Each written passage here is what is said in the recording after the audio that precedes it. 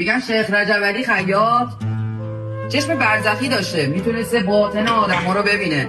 یه روز یه پیرزن میره پیشش، میگه شیخ پسرم مریضه، خیلی هم دوا درمونش کردم اما خوب نشد. دکترها جوابش کردن تو رو خدا یه کاری یه دعایی. شیخ سرش انداخت پایین و بعد از یه دقیقه گفت مادر پسرت سلاخه؟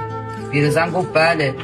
گفت پسرت خوب نمیشه، 2-3 روز بیشتر هم زنده نیست. پیرزن شروع کرد گریه زاری کردن. شیخ تو رو خدا یه کاری بکن، پسرم جوونه.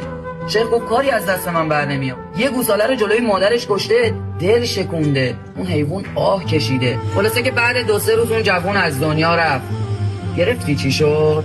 اون جوون دل یه حیوان رو شکونده بود، اون شد عاقبتش. بکن حالا دل یه انسان رو بشکنی و آه بکشه، چی به سرت میاد؟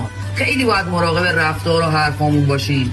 دل شکستن تاوان داره، تاوانش هم خیلی سنگینه.